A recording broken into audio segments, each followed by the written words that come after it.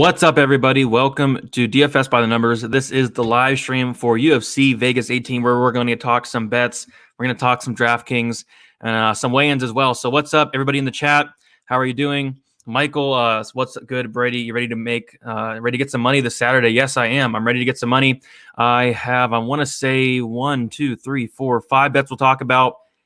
And just some really intriguing spots. We have a big card. I want to say 13 or 14 fight. We were supposed to have 14 fights, but we lost the Macy Chiasson fight. Now we have 13 fights. So should have a decent amount of action on this card, looking to bounce back from the tragedy of UFC 257. Man, what went on in that card? Conor McGregor got knocked out in the second round. Khalil Roundtree, Amanda Hebus got knocked out. Like, what a crazy card that was. But yeah, definitely looking forward to having a good one here and a decent card in UFC Vegas 18, which I think there's so many fantastic cards. I think the main card is absolutely unbelievable. And I'll be honest, I've looked into next week's card already, and this card is so much better than next week's card, UFC 258. And I can't believe that. It's a pay-per-view card next week, which I think they said the co-main event for next week is going to be like Macy Barber and Alexa Grasso. So I don't know if I'll be buying that pay-per-view, but yeah, this card's fantastic. So what's up, guys, in the chat? Natch, how you doing? Let's get it. Feel good about this card. I'm with you. I feel pretty good about it. Positive thoughts indeed. Let's get it. What's up, Sosa, in the chat? What's up, David? How you guys doing? I agree. Time to bounce back. Yeah, I'm fired up as well. I mean, we had a week off, a week to regroup, refresh, and a lot of these big favorites have been losing as of late. We've had Rebus, we've had Conor McGregor, we've had Khalil Roundtree, we've had Joaquin Buckley. The list goes on and on and on to start 2021. And what do you know? We have a bunch of big favorites on this card. So, yeah, I mean, can't wait to talk about this card. And, yeah, so we'll get into it. I do want to shout out the sponsor, Pub Sports Radio. Lots of stuff going on over there. We just hit 4K subscribers, I want to say, like last week. So if you have not yet, go head over there, subscribe to Pub Sports. We do fight day live streams. I'm going live there at 9 o'clock p.m. Eastern time as well. And then me and Mo did a show on Thursday as well. So go ahead, head over there, check out the other content. And yeah, I mean, I won't be saying that name anymore. Yeah, I mean, that was bad. That was bad. All right. What's up, Tyler? Okay, so we're going to get into it here, starting with the first fight of the night. And they've been changing this bout order around all week, so if it changes, I would not be shocked. And this is what I have so far, or is currently. So Jerome Rivera versus Ode Osborne. Jerome Rivera opened up as a plus 175 underdog, currently plus 175. Ode Osborne opened up minus 225 favorite, currently minus 210. Yeah, and I'll be honest, I really think that Osborne is going to win this fight. I'm kind of confused why the line's where it's at. Honestly, I really did expect Osborne to be quite a bigger favorite, and why this line is as close as it is. And don't get me wrong, it's not close. He's a decent-sized favorite here, but it's probably because of the takedown defense of Ode Osborne. Osborne, in pretty much every single fight I watched, this dude was taken down. But when he was taken down, he was able to find a submission off his back more than not. Will he be able to do that against Rivera? I don't know. But the problem with Rivera is this dude has no wrestling. This dude has no wrestling in the slightest. I want to say he's 0 for 10 on takedowns thus far in the UFC. So I don't see Rivera getting down Osborne. If he does, Osborne's pretty good off his back. We remember Osborne came into his UFC debut against Brian Kelleher, got submitted there. No shame in that whatsoever. And just watching Rivera, just not impressed with the guy. I mean, in his last fight against the brother of Davison Figueiredo, just did not look great, did not look like he had any killer instinct, to say the least, and he lost that fight. Give me Osborne here. And as for a bet, I mean, I'm probably going to stay away. This is such a low-level fight. Osborne, I think he has a decent ceiling, kind of, but this is just, he's so green still, and I'm going to pick him to win here. As for DraftKings, this is where it gets interesting because the dude is 7,800 on DraftKings. We have a minus 210 favorite at 7,800. Obviously, it's going to draw a lot of ownership, and I do see a situation where he could finish Rivera. Rivera has been knocked out twice. He's been submitted once before, and Rivera has been finished in 3 of his 4 losses. So, yeah, I don't hate that whatsoever. Osborne at 7,800.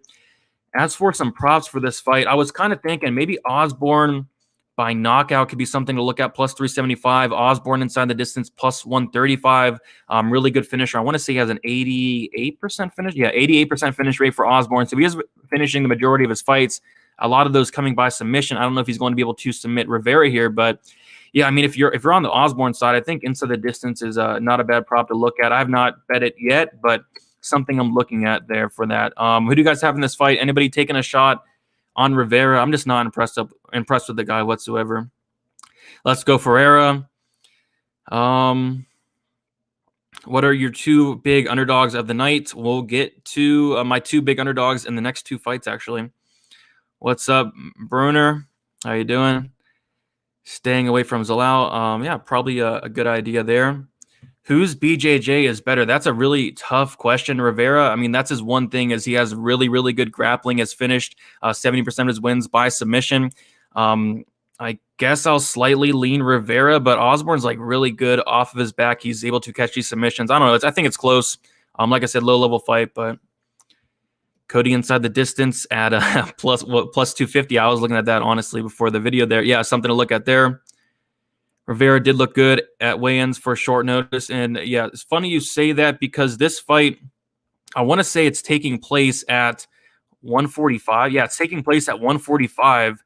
Rivera is a 125er, and I want to say Osborne is as well. So these guys are fighting up two weight classes. So against Figueiredo, it was 125. Yeah, so these guys are 125ers fighting at 145. Pretty crazy to think about there.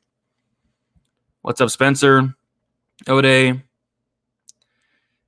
Rivera got manhandled by a 125er in Fig. He's fighting a guy up in a class. Yeah, I want to say Ode is either a 125er or a 135er. I'll double check there. But yeah, I have Ode pretty comfortably. I'm kind of surprised at the line. I'm kind of surprised I see some people on Rivera. I don't really get it. Against Kelleher, 135. So 135. So yeah, you're right. He is fighting a guy up a weight class there.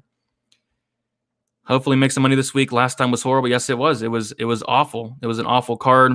Luckily got a week to kind of get over that. Conor McGregor got me and got a lot of people. And, Vegas had a field day that night because I remember sportsbooks were putting out these special offers. Get Conor McGregor at plus 100.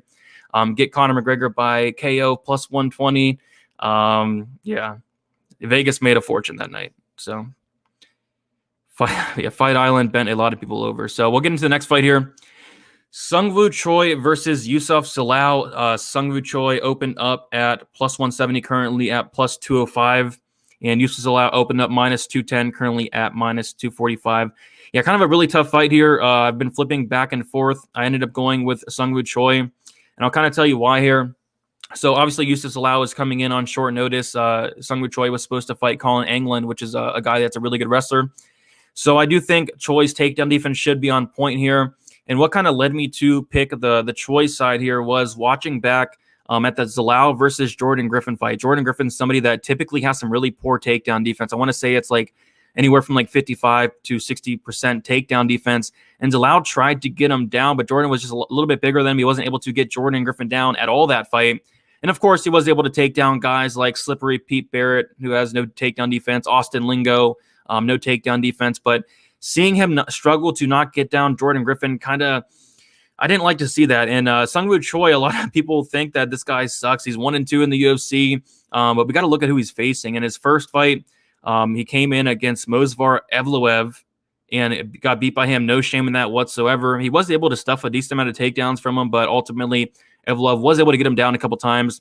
And then against Gavin Tucker, he lost to Gavin Tucker by submission. No shame in that. We just saw what Gavin Tucker did to Billy Quarantillo, taking him down 8 times in that fight, absolutely dominating Billy there. And then he fights Mokhtarian, ends up beating him pretty badly as well there. So, yeah, I think this is going to be a really close fight. I really like what I see from Choi on the feet. The problem is we haven't got to see that all that much because of who he's been facing. But if Salau does not get Choi down, and I lean towards he does not, because obviously Choi knows his weakness, and that's getting taken down. And I'm sure he's been working on that the past couple of years, and it looks to be improving each and every fight. I think it's going to be a close fight. So I actually, if I was to line this, it would be like Salau, like a really, really slight favorite, like Salau minus 125, something like that. So to see him being like minus 245, I just think that's crazy there. So yeah, I'm going to go Sungwoo Choi. Haven't bet it yet. I'm looking very hard at it, though. I was thinking more money would come in on Salau there because he is a fan favorite. People love him. He's very active, has a fun fighting style. I thought more money would come in on Salau, but it seems to be trending the other direction. So I'm going to kind of sit back, wait to see, but no official bet on the Choi fight yet. As for DraftKings, usage allow on DraftKings, no way, no how, 9,100. Never would I pay him at that price. As for Sungwoo Choi, I guess he's a fine play if he does win. I don't see him scoring, crazy good. I can see him winning a decision, scoring, hitting value and whatnot.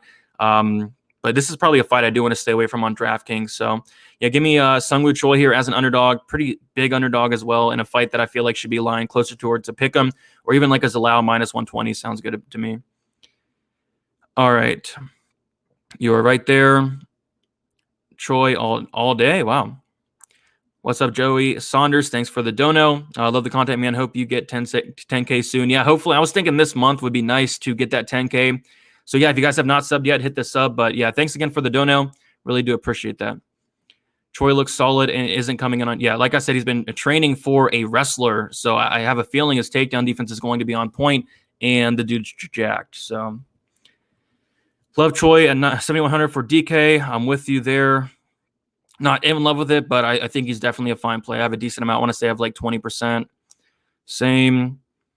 Salau hasn't been tested like Choi, but very close fight. I like the over for this fight. Yeah, the over is definitely a good way to look, but probably should have looked at it earlier in the week. That line got steamed. Yeah, I like Choi from the jump. Salau isn't great. Like, people act on the ground. Salau gets so many subs attempts and he can never finish. No squeak. Yeah, he couldn't even finish slippery Pete Barrett, somebody that's been subbed like 3 times. So, yeah, I'm with you. I like Choi as underdog. Salau's not a finisher. No, he is not. I see Choi walking him down and Salau circling. Yeah, I think he's going to do a lot of circling. I think on the feet it's very close. I think it's very close, like 50-50. Because I do like a lot that Salau brings, the movement and all that, the circling and all that. But do you worry about the ring rust for Choi? He hasn't fought much recently. I think yes and no. I mean, it's obviously concerned, but in that time off, he's making probably massive improvements. I mean, the dude's very young. I don't know the age off the top of my head. I want to say he's 28. Yeah, he's 28 years old. So we're going to see him make these massive improvements. Somebody that should be coming into his prime, or if not coming into or in his prime already. I think he has a lot of tools. I mean, especially being so big for this weight class as well. So if you saw him at weigh-ins, Choi looks a decent size bigger than Salau. So I do think over the time he's been off, he's made some massive adjustments, hopefully in that takedown defense, because that's probably what he's going to need here. Hit has a good underdog price. Hopefully he gets the win. Yeah, I might bet it. I might not. Just waiting to see where that line goes. I wanted to get like plus 250, but that's not going to happen. So Lau and Choi were supposed to fight before, so both should be semi-prepared. Yeah, I heard about that too. The Poirier is a beast. You're right. What do you think of Valeev, Stamen, Jane Smith fighting? Hey, I was thinking of that same part. I mean, I think it's fine. I think it hits. But man, like, these big favorites have not been getting the job done as of late. Like, it's insane. Like, we've seen every single week this year, we've seen not just one, but 2 or 3 favorites go down each card. So to see a lot of those on this card, it kind of makes me a little bit hesitant. But yeah, that should hit. I think it comes out to like minus 120. I definitely looked at it, but I don't know. Parlays, I don't know right now. But yeah, that's a fine parlay. I think it's fine. Getting into the next fight, and I have another underdog here. And I actually have some action on this one as well. Molly McCann versus Laura Procopio. And I've been going back and forth all week, not to decide a winner, but decide whether to bet this fight or not. And the more I dig in, the more I dislike this Laura Procopio side. I dug into Molly McCann's career a little bit. And like I said in my prediction video, I think she might be a little bit overrated. I think we've overrated her a little bit too much. Going back and looking at her wins, she's beat fighters like Diana Belbita, the Violence Queen, Ariana Lipsky, and Priscilla catch a beating in a fight she almost lost because I remember the doctor came in, her eye was puffed up. The doctor, I thought, was going to stop that fight, and Priscilla was, teeing off on her. I think Priscilla landed like close or if not over 100 significant strikes on her in that fight. And those are the 3 wins she has in the UFC. Like, those are the bottom of the bottom in the UFC fighters for the women's division here. So I kind of think she might be a little bit overrated. And when she fights anybody of, somewhat relevance, she doesn't just lose. I mean, she got dominated by Tala Santos in her last fight. From the second the fight started to the end of the fight, I'm surprised she did not get finished in that fight. She got submitted by Jillian Robertson. And I don't know. I mean, just looking at that, she opened up a really big favorite. I want to say she opened up minus 205. She's currently sitting at minus 145. Money is coming in on Procopio. And Procopio, what I'll say about her is she's a grappler. That's her bread and butter. She's a black belt in BJJ. She wants to get the fight to the mat more than not. In the Rosa fight, she was not able to do that. Rosa was able to stuff all of her takedowns. But Procopio, she was able to land a massive amount of significant strikes. I want to say like 160, which is insane. Like, she's not even a striker. She's a grappler. She landed like 160 on Rosa, a pretty good striker. And I don't know. In Molly McCann, just looking back at her fights, like every single fight she has, she's either trying to get a takedown or she gets takedowns, and she gets a decent amount of them. That path is not going to be there for Molly McCann this fight. At least you don't think. I mean, if she wants to get takedowns, by all means, she's going to be able to get them. Procopio wants this fight on the mat, but just to think, like, I don't think she's going to be able to. I think she can get takedowns, is what I'm trying to say, but I don't think it's smart. Procopio being a black belt, we've seen Molly struggle on the mat with grapplers like Jillian Robertson was able to submit her fairly easy there. So I think wherever this fight goes, I think if it touches the mat, I give a significant advantage to Procopio. And I think if it stays standing, I think it's very close. But man, does Molly get hit? And like I said, I think she's a little bit overrated. So I'll take that shot on the underdog here in Procopio. Kind of screwed up the line on this. I don't usually screw up lines all that much, but I kind of thought that maybe a little bit more Molly love would come in from some of the people around the community. People seem to always are really high on Molly, but no, it's the other way around. So I got Procopio. I better have 1 unit on her at plus 125. I don't hate that whatsoever. Just going through it all week, I honestly think she can be a favorite, or this should be like a pick 'em. So give me Procopio. I think on the feet it's going to be very close. And I think if it hits the mat in any type of way, whether McCann gets takedowns, which she probably will, maybe, or if Procopio is able to get to the mat herself, I think she's going to have a massive advantage. So yeah, give me Procopio to win. As for DraftKings, 7,700 Procopio, I don't mind it whatsoever. Nice underdog play at 7,700. As for McCann, I actually don't like it at all, because if she does get takedowns, she was probably getting submitted. And if she does stay striking, maybe she can get some decent volume up, but probably Procopio on DraftKings as well. So give me Procopio here. Kind of a low-level fight, but man, I think it should be a lot closer of odds there. Hello, Larissa. How you doing? Molly is so, yeah, she is. She barks the loudest and is most scared. I love the women's division. Don't we all? We all love it. But yeah, that was a fun face off. That kind of, I don't know, it was weird. Yeah, lower sub prop. Yeah, that opened up like minus 950. I was definitely looking at that, but I'm just gonna play her straight. Nice underdog to look at. I think it's gonna be a close fight. I really do. I think it's gonna be a close fight. But man, if it hits the ground, Procopio is going to look not minus 125. Plus money on Procopio is a gift. I mean, yeah, you could say that, but the problem with that, it seems like a lot of people are on her at this price, which does kind of scare me. But yeah, I agree. I think it should be closer. Doing a Procopio, Pantoja, Valeev, Stamen parlay. Good luck to you. Hopefully they all win. I'm on all of them myself. Procopio didn't look bad on the. Yeah, I mean, I'm the same way. I didn't think she looked bad, which kind of surprised me, because I know of her as, this BJJ black belt grappler. So yeah, I mean, yeah, exactly. I think that stand-up's going to be a lot closer than people think. And don't get me wrong, Molly does probably have the advantage on the feet, but I don't think it's like a massive advantage. What's up, Danny? We doing 2 shots tomorrow. Let's go. Yeah, Danny's birthday is, I want to say Sunday, so happy early birthday, Danny. Meatball, the veteran, playing the fool at face-off today. I'm on Procopio. Yeah, I mean, she did something, but Osborne and Rodriguez parlay. Yeah, I don't hate it. But yeah, so I'm going to take Procopio, my first official bet of the night. So far, I'm looking hard at the Osborne inside the distance. Have not bet it yet. And I'm looking at maybe a Sungwoo Choi, maybe a small, maybe a half unit bet on him, just because I think the line is so off in that. So, but the first official bet is going to be the lower Procopio. And remind you guys, you can follow me on Twitter, DFS_numbers, Instagram, DFS by the numbers, and then I'll be posting my bets on there. And then I'll be doing a betting breakdown tomorrow morning as well. Sub or KO for Procopio. I mean, I'd say either a decision or sub. Do I have any parlays on this card? Kinda. I have a parlay piece for this card and the next card, which we'll talk about. All right. So next we have Carol Rosa versus Jocelyn Edwards. And this is weird. Rosa opened up minus 185. She's now minus 245, which is kind of weird. I thought a little bit more love would come in on Edwards, and Edwards opened up plus 155. She's now plus 205. And I really dug deep into this matchup, into the careers of both fighters. And a couple fights ago, Jocelyn Edwards, she fought Sarah Alpar. I want to say it was a 5-round fight. She got taken down against Alpar like 10 times. She really had nothing to offer back. She was controlling the mat for a decent period of time.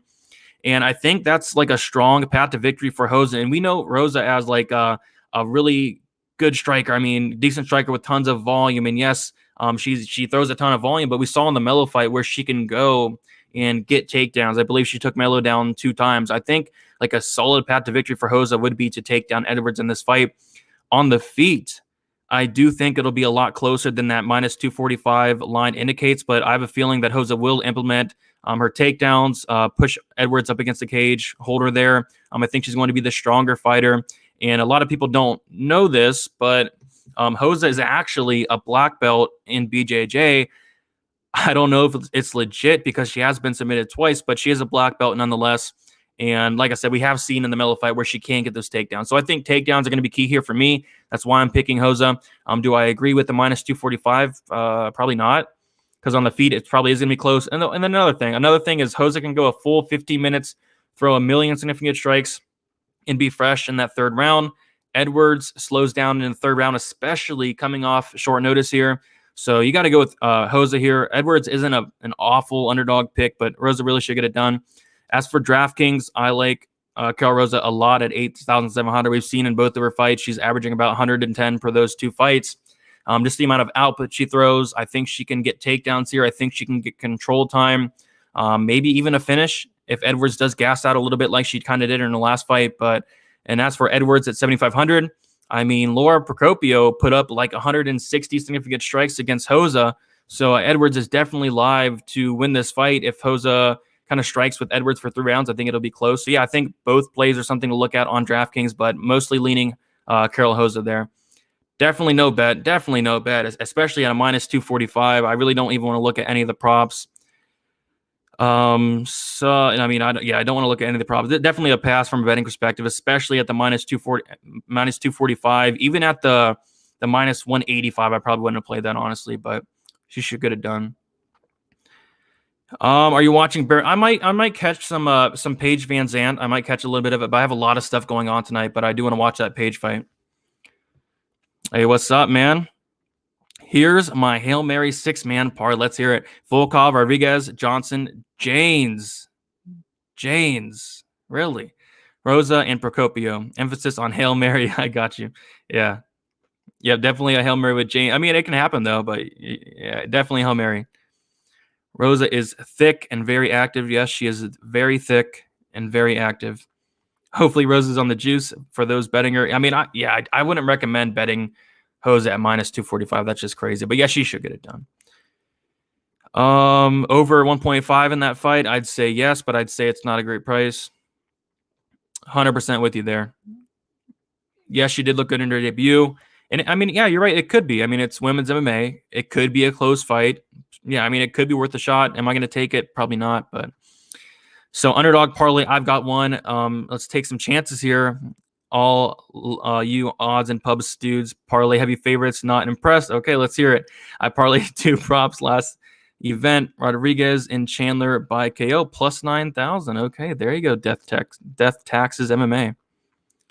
What's the pick for the Paige Van? I'm going Paige Van Zandt, but I haven't looked into it in the slightest, so don't bet on it or nothing like that. I'm not confident betting on Rodriguez, but he should get it done. I agree. Jocelyn sub, calling it now. I mean, yeah, like I said, Rosa is a black belt, but she very well could be a fake black belt, and Jocelyn does show some decent stuff off her back. So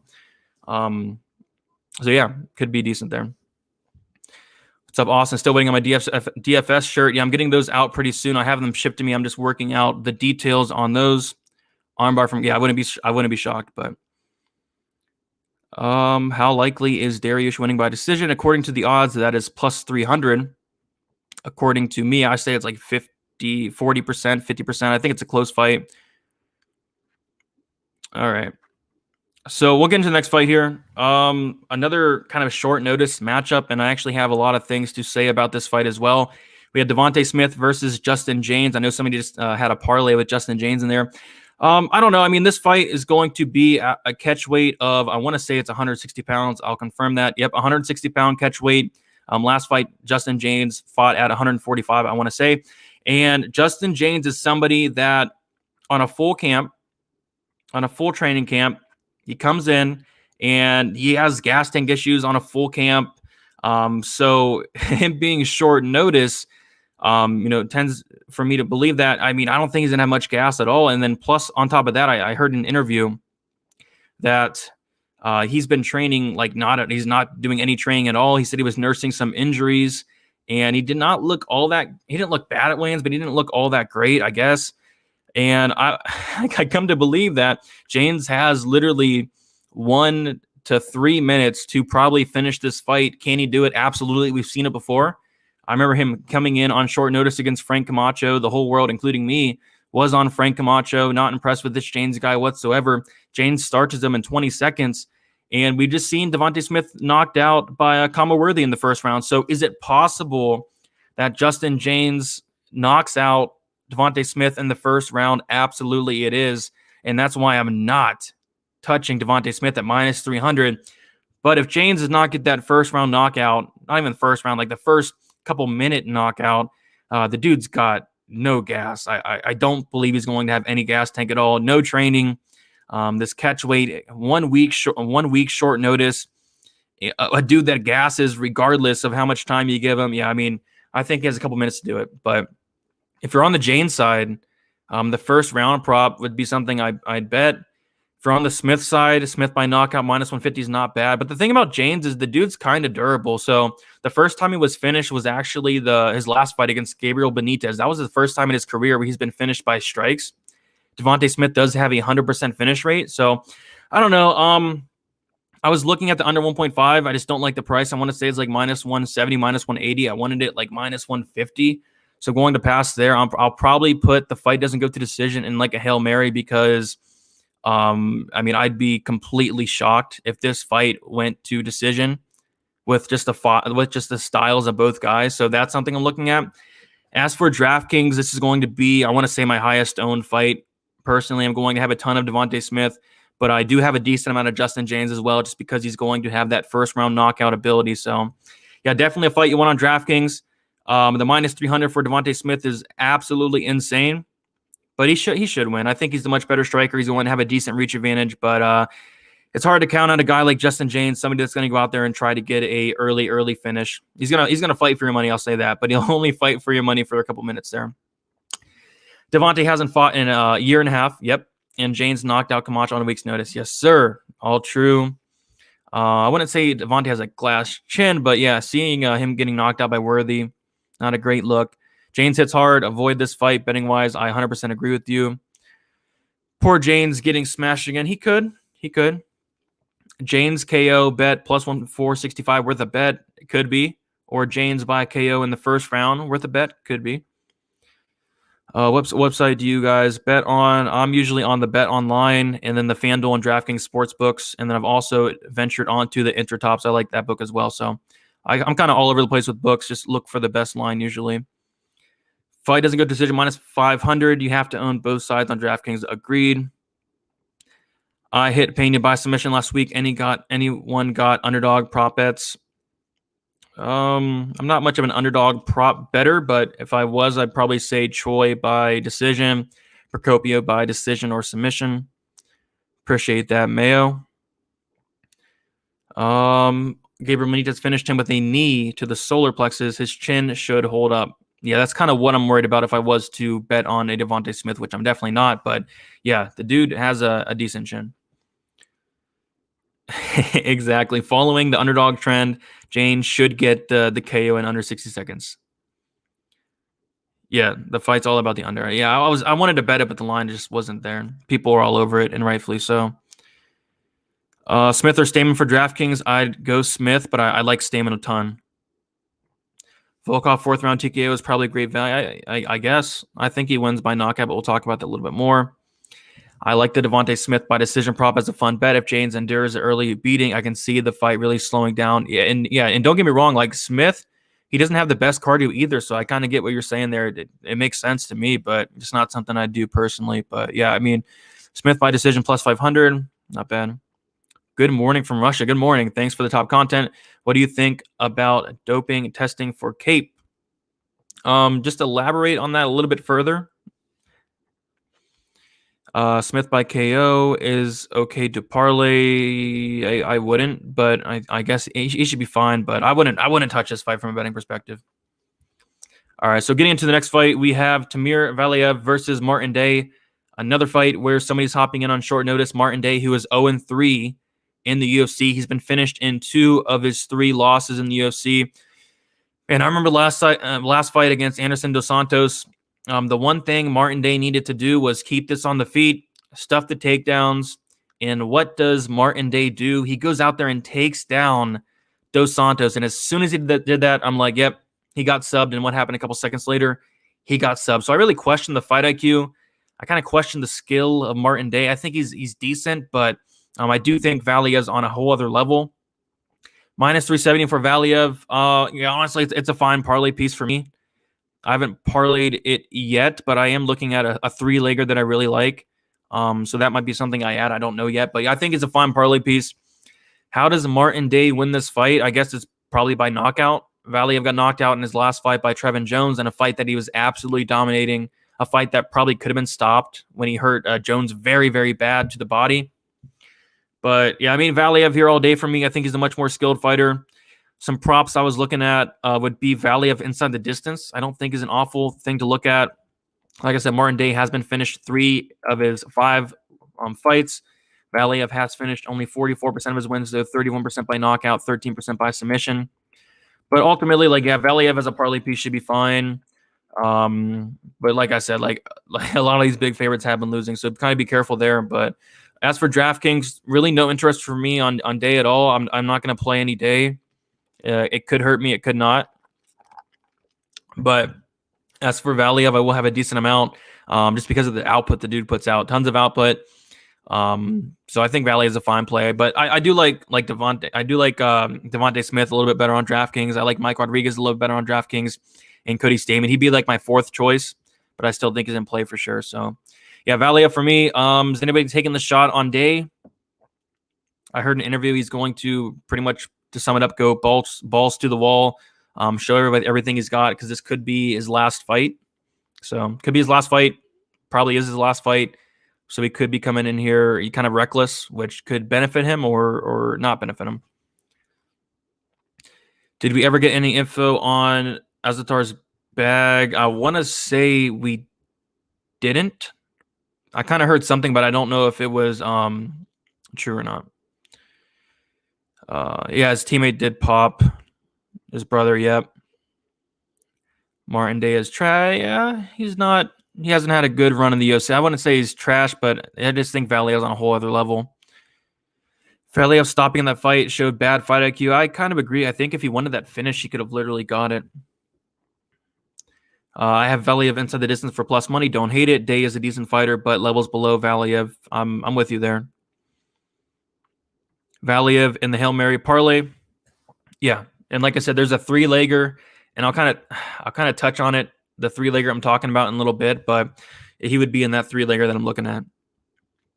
And I usually don't do 3 legs, but I really do like these 3 legs, so I haven't done it yet, though. Martin Day will get cut after his loss. He will be 0-4 in the OC. That would not be a great look.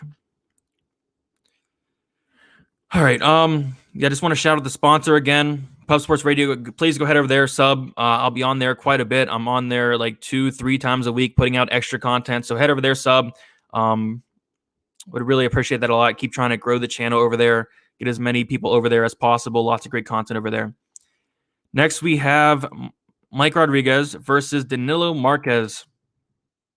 And yeah, this is a fight where I absolutely think that Marquez or Rodriguez should win this fight. Watching Marquez, the dude, it's just frustrating. This dude, in my opinion, should not be in the UFC whatsoever. He has no striking at all. He has no wrestling at all. He has no cardio at all. And he went in there against Khadis Ibragimov in his last fight, who is so bad. I want to say Khadis went 0-3 or 0-4 in the UFC. He was able to beat an awful Khadis, somebody that has no gas tank. And it was weird in that fight. It was weird because Khadis came in there with a style he doesn't usually come in with. Khadis usually goes in there, balls to the wall, tries to get a finish right away, but Khadis kind of sat back, took his time, and that was the opposite he needed to do in that fight against Marquez. So, I mean, I'm glad Khadis is cut. And man, I mean, that dude was so frustrating to watch. And then Khadis even gassed out after like barely throwing any output. So, I mean, Mike Rodriguez is somebody that has crapped the bed before. He lost as a big favorite against John Alon. Remind you that Alon did pop for PEDs, but still he lost to him. Lost to Devin Clark, got taken down, but Devin Clark, really good wrestler. Lost to Da Eun Jung. He got knocked out. It happens.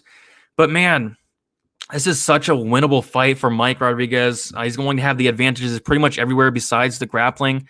Can Marquez get it there? I don't know if he can. I mean, the dude has no wrestling, and just the striking advantage is completely evident. Rodriguez is going to have the power advantage, the striking advantage. Mike Rodriguez tends to slow down, but probably the cardio advantage as well.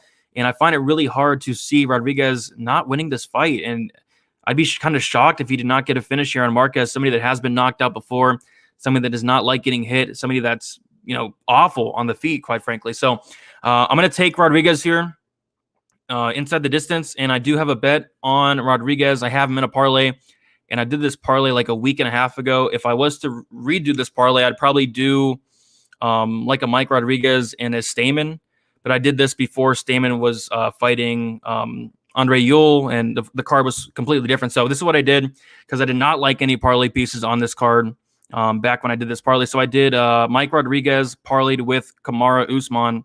Next week, I got it at -106. I have 2 units on that. So a parlay with this card and then the next card. I know people don't like that, but I really like Kamaru Usman next week. I already digged into that card. I have a couple plays already next card, and Kamaru Usman will be one of them. Parlayed with Mike Rodriguez. Sure, Rodriguez is somebody hard to trust, but man, this is such a winnable fight that I'd be kind of shocked if he did not win this fight. All right. As for DraftKings, I love Rodriguez on DraftKings, 9,000. I love the price. He has a great finish prop of -155, which is the second best on the slate, right behind Devontae Smith. And he really should get the knockout here. So probably in the first round. And Rodriguez also has a 100% finish rate. So Rodriguez on DraftKings, I have him in a parlay. Give me Rodriguez here. DeChirico and Procopio saved the careers and did not go 0-4. Hopefully, Valeev breaks the curse. Hopefully. I hope so. Gonna catch up on the chat here. Live dogs on DKR, Procopio, and Edgar, right? Yeah, I'm with you there. Let's see here. I see the odds for Paul versus Askren with Askren at +160, but it's not on sportsbooks I use. You know where? I want to put the house on Askren at +160. I recommend not doing that. I recommend staying away from the Askren. I know it's tempting, but I recommend not doing that. Mike Rodriguez is cursed. Never place a bet on him after the Ed Herman fight. The guy is he's probably on a bunch of people's blacklist. I didn't bet him in the Ed Herman fight, but I can definitely feel the pain of the people that did bet Mike Rodriguez, and he definitely should have won that fight. I'll never be betting Khalil again. That's for sure. Marquez doesn't belong in the UFC. Agree. It physically hurt me to watch. Yeah, it was painful. One of the worst fights you'd ever see in his last fight. I don't know about Rodriguez. I smell another Roundtree situation. It could be, but man, I'd be kind of shocked, honestly. Mike is my favorite on this card. My favorite on this card. Probably not my favorite, but I do like him to win. What? Yeah, Rodriguez wins unless the other guy fakes a groin hit, which could happen, but absolutely shocked you got Rodriguez and Usman. Yeah, I mean, 2 guys I'm really comfortable in. Usman, not so much, but the odds are stupid. I think the odds should honestly be wider. I mean, digging into that fight. We'll talk about it next week, though, but I'll talk about it next week. But yeah, I do think the line should be wider, and I think it will get wider. Who's your best bet tonight? 2 tonight. My best bet for the bare knuckle. I don't know. I'm not betting it. Let's see here. I'm back and ready to roll after I correctly called the Dustin over Connor fight. Nice. Overeem TKO round 3. Okay. What's up, Sean? What are the odds on the Usman Burns currently? I got Burns at minus 275. I don't know what it is currently. I want to say like minus, probably around the same there. Usman is a money machine. I mean, if you bet on this guy, you're gonna long term. It probably worked out for you for sure. Macy versus Alexa Grasso. He got Macy as underdog, slightly leaning Grasso there. All right, so we'll get into the next fight. Speaking of guys you can't trust, this guy is 20 times worse than Michael Johnson. At one point last week, I was thinking, man, maybe I should put this guy in a parlay. I mean, this is a fight he should really win. He's going to have massive advantages on the feet, but just digging into his career, I want to say I watched like the past like 8 fights of Michael Johnson, and a lot of these fights he's winning. He's looking fantastic up until he loses the fight, and it hasn't happened once. It hasn't happened twice. Not 3 times, not 4 times, not 5. It happened like 5 or 6 times, 7 times, where he'd be looking great and then just completely, dropping the ball, losing the fight against Stevie Ray, Darren Elkins, in his last fight against Thiago Moises. I mean, this guy is looking fantastic until he loses. He finds a way to lose, and you can't bet on that. I mean, minus 225, yes, it's tempting because this guy really should win this fight. Clay Guida, 39. He's a tough guy, only been knocked out once in a ton of fights, but I don't know. I feel like it could be close. I feel like this could be a close fight if Guida comes in here with the right game plan, which I do expect him to do, and that game plan would be pushing Johnson up against the cage, taking him down. And what I noticed about Johnson is his takedown defense is extremely good initially. His takedown defense is fantastic. And I'll even show you the numbers here. The takedown defense for Michael Johnson is 79%, and that's something he's been working on his entire career, is stuffing that takedown. But as soon as somebody gets Johnson down, it's like throw everything out of the window. He doesn't know what to do on the mat. I mean, he got dominated by Stevie Ray, submitted by Darren Elkins, Thiago Moises, and it's just a bad look. So could Clay Guida win? Absolutely, but completely staying away from this fight. If there's one fight to completely stay away from, it is this one. As for Michael Johnson on DraftKings, 8,800. I don't love it. He's going to need a knockout to hit value. Could he knock out Guida? Maybe, but Guida's only been knocked out once in 45 fights. As for Guida, don't hate it. If he's going to win, it's going to come by takedowns. It's going to come from top control. Could he submit Michael Johnson, somebody that's been submitted 5 times? Maybe he does. I don't know. But it's such a weird fight. I'm going to slightly lean with Michael Johnson, but I'm completely ready to be disappointed. So I would not put it in any parlays. I would not bet it. I would not look at any props, dog or pass, if anything. But the best bet for this fight would be staying away for sure. So who do you guys have in this fight? I've been seeing a lot of love for Guida. I can't complain about it. I mean, Michael Johnson's dropped the ball more times than not. So if you want to take a shot on Guida, go for it. He's a live dog for sure. Johnson looks great until he stops looking great and starts getting smashed. Exactly. Yeah, kind of a good point here. So is it worth waiting to put money on him after the first round when he's looking good? Yeah. If you want to, it could be a live betting situation where Michael Johnson looks minus 2,000 in the first round and then finds a way to lose. Yeah, I mean, it could be one of those. My dogs are Frankie Edgar and Overeem, super high on Edgar. Okay, yeah, I mean, yeah, Edgar's a big underdog, so not a bad dog there. No way on Edgar, can't do it. I'm on Overeem, absolutely. Is it worth putting money on Johnson after Guida starts looking good and moving? I think it's going to be the other way around. I think Johnson's going to start out looking really good. So if you are on Johnson, I'd probably bet him now, but I really don't recommend doing that. Nope. Johnson is not in the Hail Mary. That's the only fight I don't have action on, not even in my fun. But yeah, this is not something that's fun, man. I mean, such a tough fight because you can't trust Johnson. I got Guida. I think he smothers him Khabib style. Could be. Johnson Gaethje is one of my all-time favorite battles. Yeah, very good fight there. Johnson won't lose until you bet on him.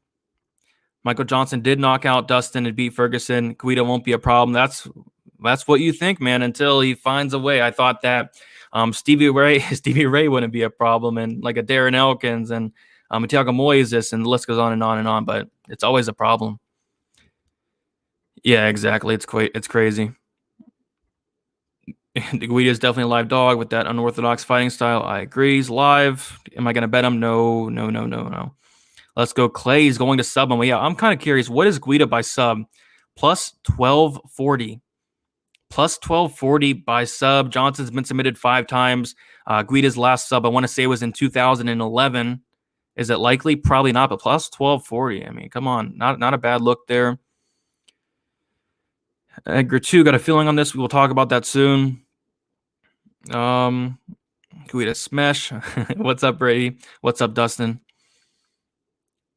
Hard to not bet on Dariush for the love factor I have for me. I'm a big fan of Dariush, and I'm a big fan of Ferreira as well. Probably the best fight on the card. All right, so yeah, I mean, enough of that fight. We'll get into the fight that is probably, in my opinion, probably the best fight on the card. It's between this fight and I really like the Pantoja Kape fight. I think either one of those could very well be fight of the nights. And yeah, this fight is tough, man. I mean, this is a fight that I'm really struggling to pick here.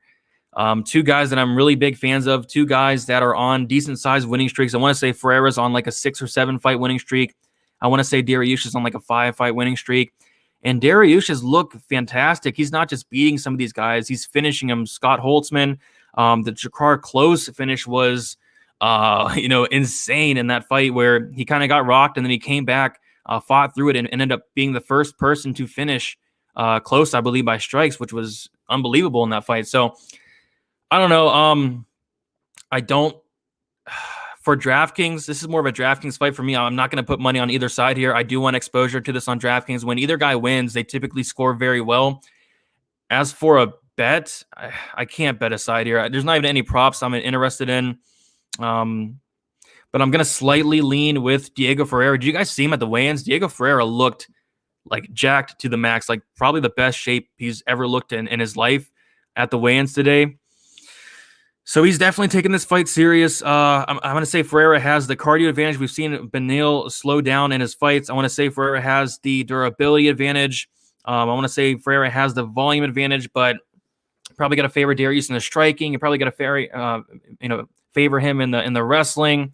On the grappling, I don't know. Both guys are legit like 3rd-degree black belts, so we'll definitely have to see if it does hit the mat. I think it's going to be interesting. But if I was to pick a winner, it would slightly be Diego Ferreira. I see the lines closing in. I think the line's probably going to flip to the Dariush side. I see the majority of the people are on Dariush, so I do expect a line flip. Even at dog money, man, I think this is such a 50-50 fight. I'm probably going to stay away, but the slight lean is the Ferreira side. But who do you guys have? Anybody have any bets on this fight? I can't be confident either way here, honestly. All right, catching up the chat. I'm on Burns next week by sub. You'll have to get him down. Kamaru Usman has a 100% takedown defense. The fight between Ferreira and Dariush should have being the co-main event. Just saying, 2 good fighters. Yeah, I think this can definitely be the co-main event. I think you could make a case that 4 out of 5 of these cards on the main card could be co-main event. I think they're all great fights. Fight of the night here. Dariush by KO. Diego looked drained at weigh-ins. I thought he looked ripped at weigh-ins. I'll bet Benny just for the sweat. It is always a sweat betting for Benny, but the dude's like very talented. A little bit chinny, but probably not by sub, which is plus 625. Yeah, it probably was a tough cut. Dariush's striking is looking sharp. It sure has been. Easy for Dariush, you say. Fight ending by sub? No. I think the opposite. Fight will not end in sub because both guys are, so high level. Probably cancels it out. What's up, Brady? Love your breakdowns, brother. Dariush is pretty chinny. I agree. He's on the chinny side. Could Ferreira exploit that? Maybe he can. Diego by sub. Over 1.5 is probably a decent way to look. Easy for Dariush. What are your 2 best fights for DraftKings? Best fights to target would be the Devontae Smith and Justin James, and probably a fight we'll talk about soon would be the Pantoja and the Manel Kape. I think those fights are definitely something to have in your lineups. Let's see here. Benny by decision just to get high on anxiety. I mean, I don't want to bet this fight either way, but yeah. Definitely, I don't know. It's I like both guys. I'm a big fan of Dariush as well, but I'm gonna slightly edge out Ferreira in a close fight. Tie, it could be. It could be. So we'll get into the next fight. I don't want to spend all that long on this fight. Cody Stamann versus Askar. Askar coming in on very short notice here. Yeah, Stamann should take this guy down with no problem, control him. I've seen Askar taken down, reversed on the mat. Askar has some decent takedowns on himself, but of course, not going to work on a guy like Stamann. I think Stamann's a completely different level above Askar. Don't get me wrong, Askar doesn't look like he's bad or nothing like that, but Stamann is like a legit fighter. I'm going to take Stamann to win. I want to say by decision, but he came out in an interview saying he wants to get a finish. And I looked through his record, and I don't know. He's a decisionator there. So we'll take a look at it. Came in 43% of his wins by finish, which is the second worst on the slate behind Molly McCann. 32% by knockout, 11% by sub. Yeah, I'll go decision. Definitely a potential parlay piece. Minus 45. Is it a little bit wide? Probably not. Honestly, I think it should get this done.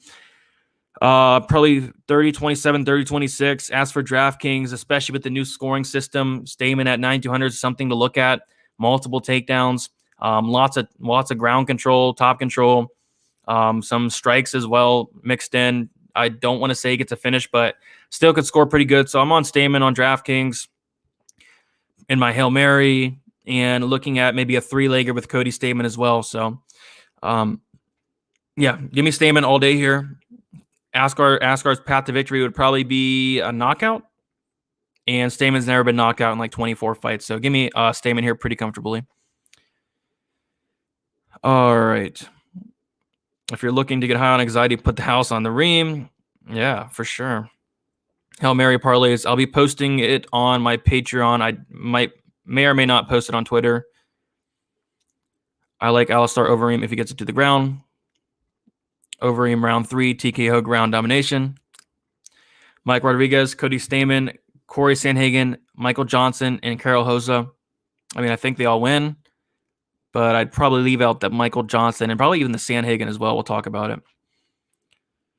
Yeah, Stamann is just too good of an athlete. I agree.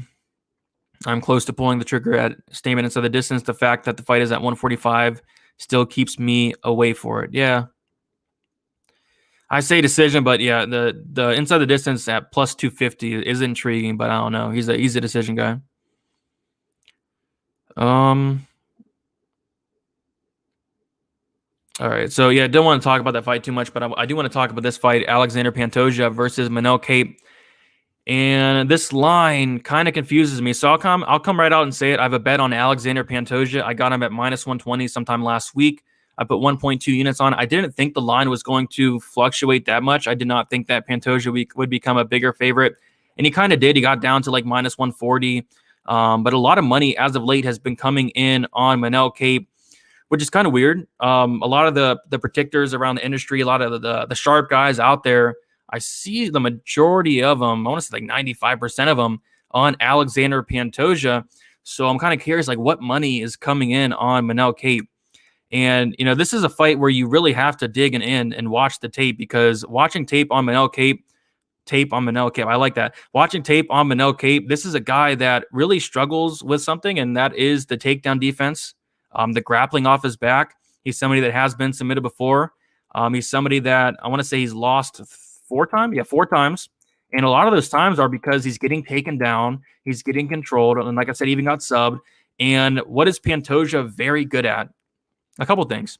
He's very good at standing and banging with his opponents, making a fight very exciting. But this guy's grappling is on another level. Obviously, a black belt in BJJ. This guy's grappling is something insane. Remember the Askarov fight, his last fight, where he took the back, going under Askarov. It was something I've never seen before. Like this grappling that Pantoja has is insane. The problem with Pantoja is he doesn't go to it as much as he should. And this is Pantoja, somebody that has beat Brandon Moreno twice. He beat him twice. He went to a kind of a close fight, a back and forth fight with Davis and Figueiredo, was able to withstand all the Figueiredo power there.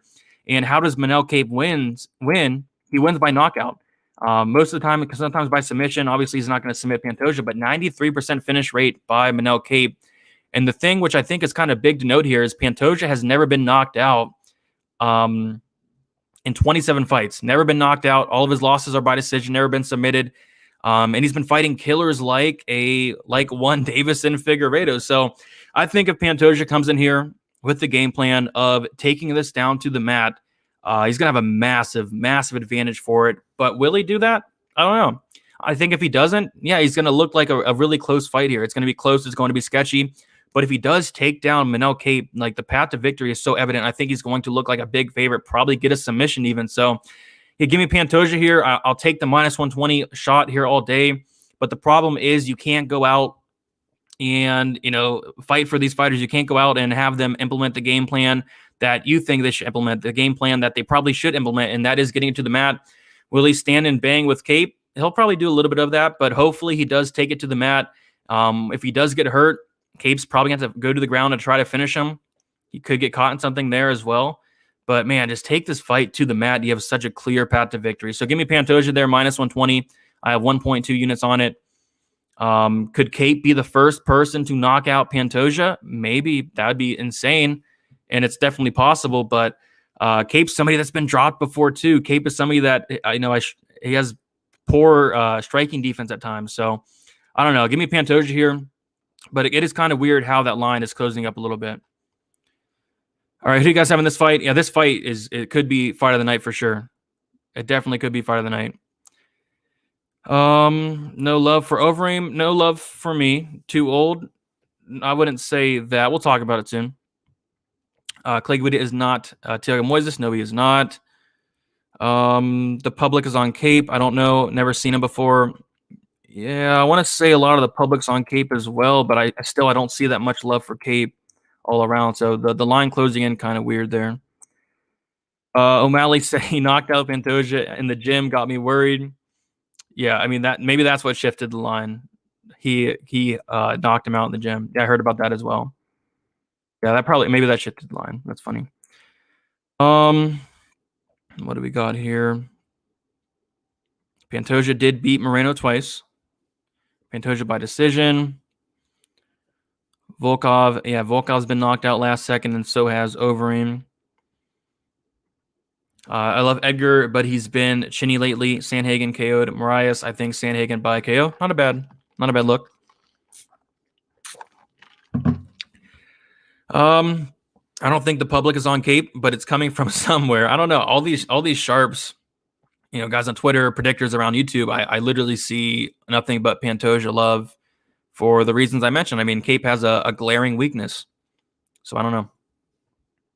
Kape fights. Yeah, he does. He has fought with shoes. I did notice that. And he's fought in rings, not a cage. So yeah, all that. Pantoja inside the distance. Yeah, so give me Pantoja. As for DraftKings, I recommend playing this fight on DraftKings, whether you do want to play Kape. I have a ton of Kape. I do. But I also have a lot of Pantoja. I think this fight scores well. If Kape wins, it's going to be by knockout. If Pantoja wins, it could be by decision, by submission. Ultimately, it's going to be a fun fight, lots of action. So I do think you should have it on DraftKings. Yeah, you can't. You can't trust O'Malley for anything. That is right. All right, so we'll get into the next fight. Corey Sandhagen versus Frankie Edgar. I see a lot of love for Frankie Edgar.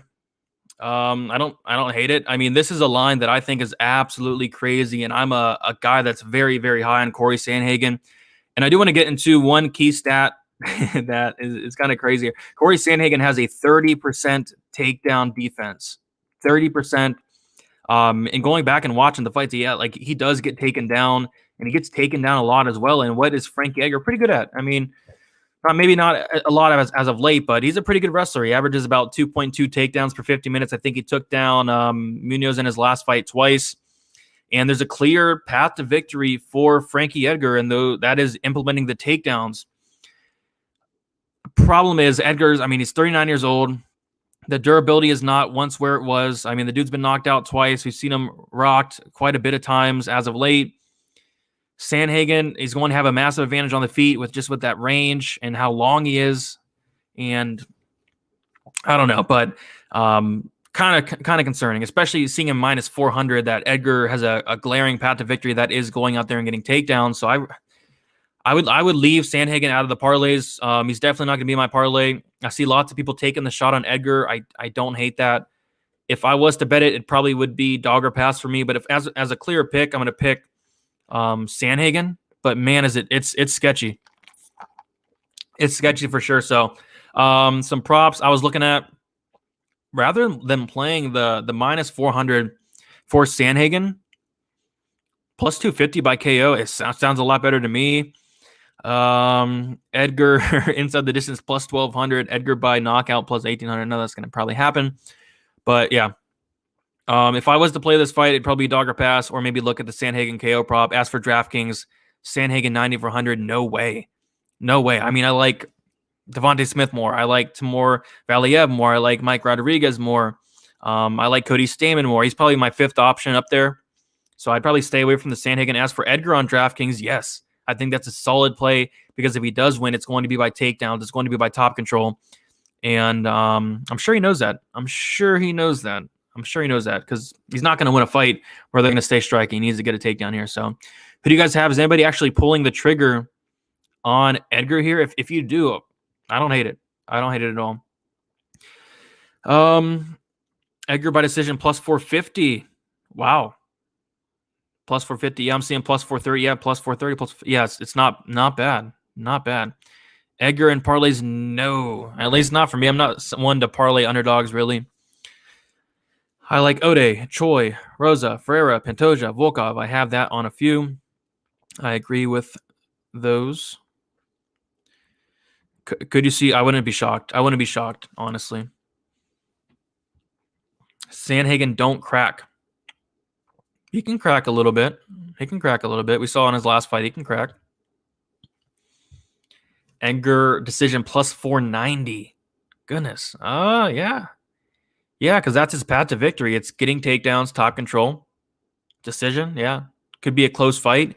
But I will say one thing, minus 240 or minus 400 Sandhagen, no way. No way. No love for Overeem. We'll talk about that next. Edgar by sub, easy day.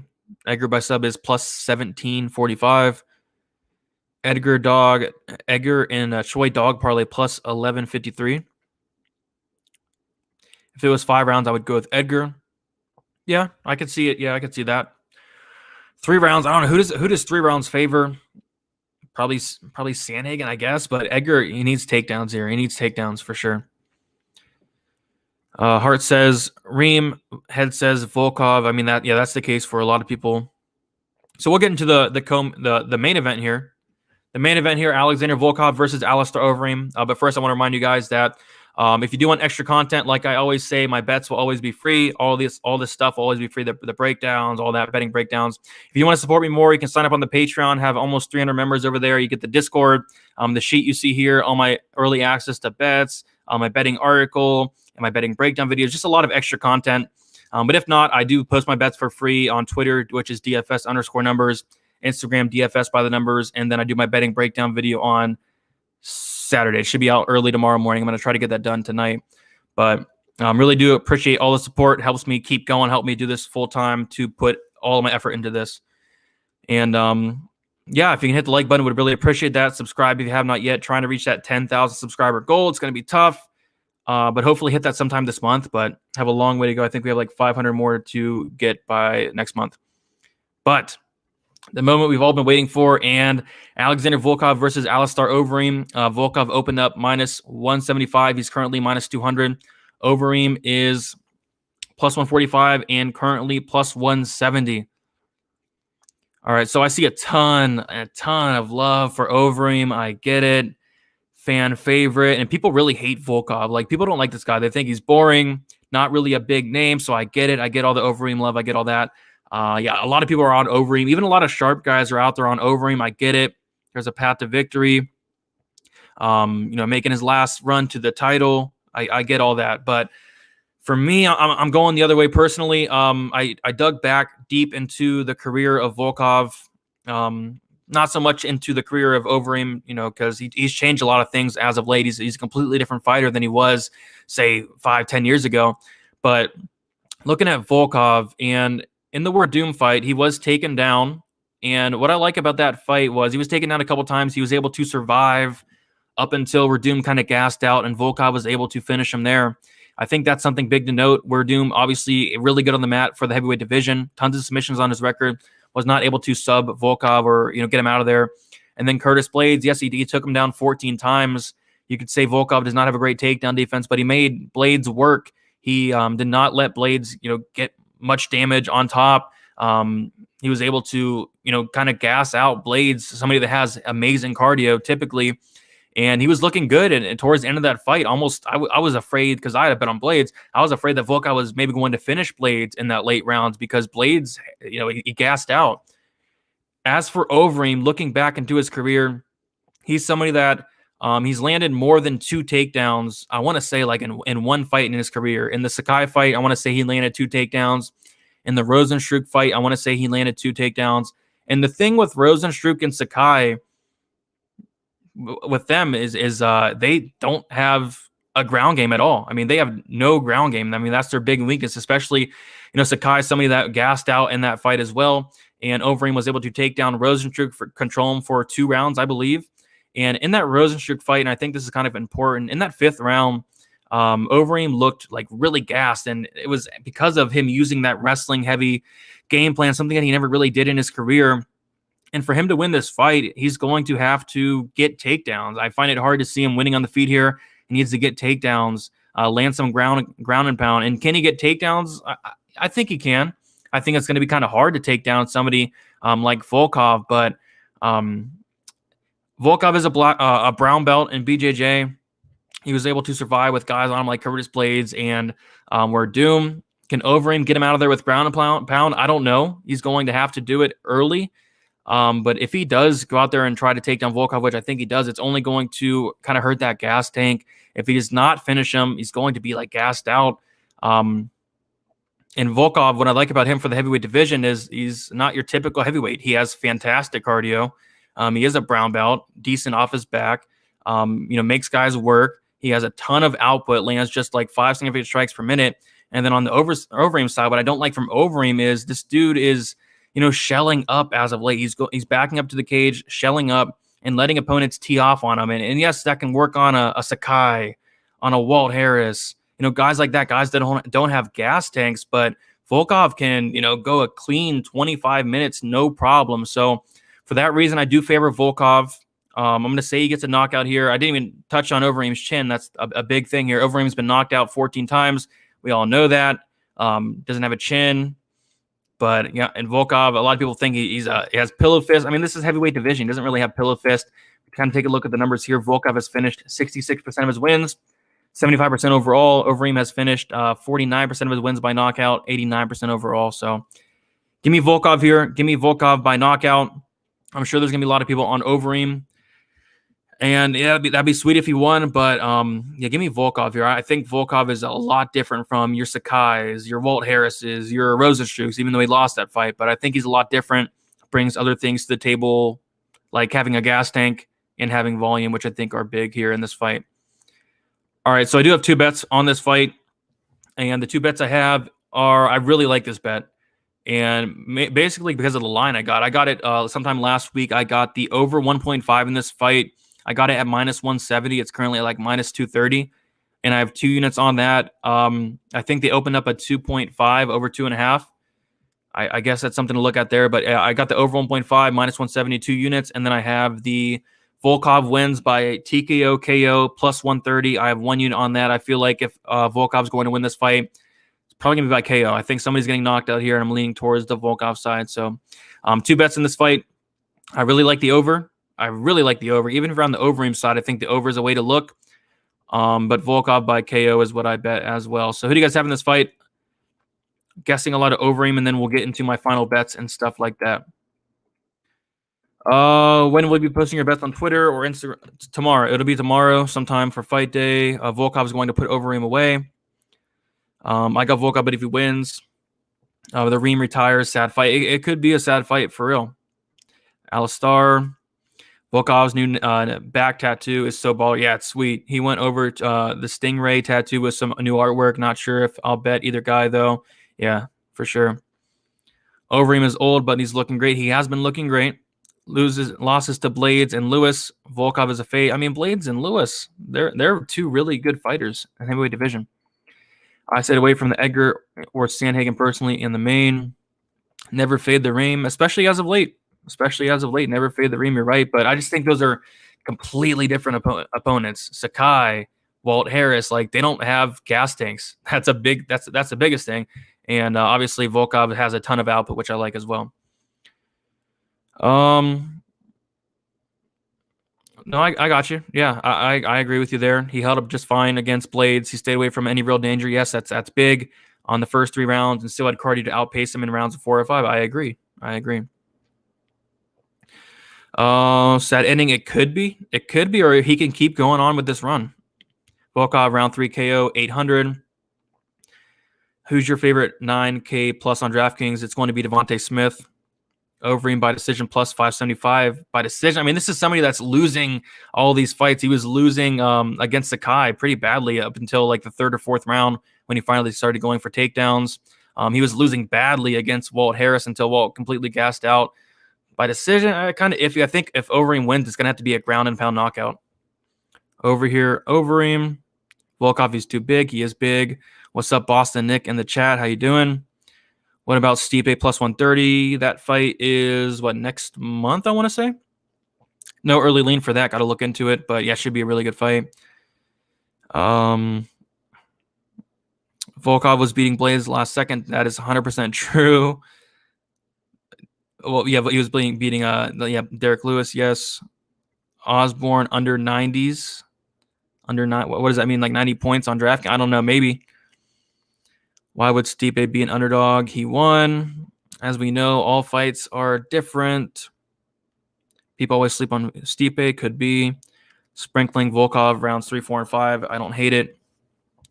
Will this fight go over 2.5? I kind of like the 1.5 a ton. Over 2.5, it's getting a little iffy. Probably wouldn't bet that personally, but I do like the over 1.5. So I will go over my final bets here. And then we'll head out of here. This is probably the longest live stream, but we did have a ton of fights on this card. So I have Alexander Pantoja minus 120. I have 1.2 units on it. Laura Procopio plus 125, 1 unit on it. Overeem Volkov over 1.5 rounds, minus 170, 2 units on it. I have a parlay with Mike Rodriguez and Kamaru Usman, minus 106, 2 units on it. And then I have Volkov wins by TKO KO plus 130, 1 unit on it. Some things I'm looking at. I haven't pulled the trigger yet, but make sure you guys stay tuned to the betting breakdown. Twitter, Instagram, all that. Kind of looking hard at Sungwoo Choi there, or maybe like a Sungwoo Choi by decision, something to look at. Osborne inside the distance, maybe. And then the 3-leg parlay I've been talking about that I really like.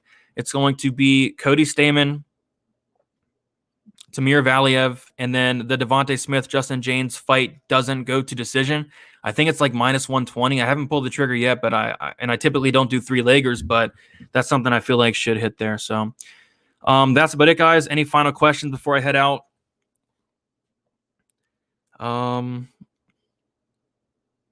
You can't factor in the Lewis fight.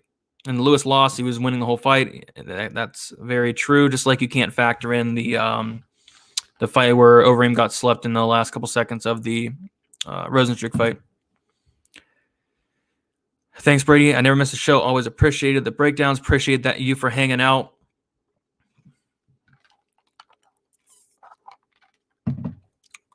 But yeah, I'm really looking forward to this card. Very good card. Lots of great fights.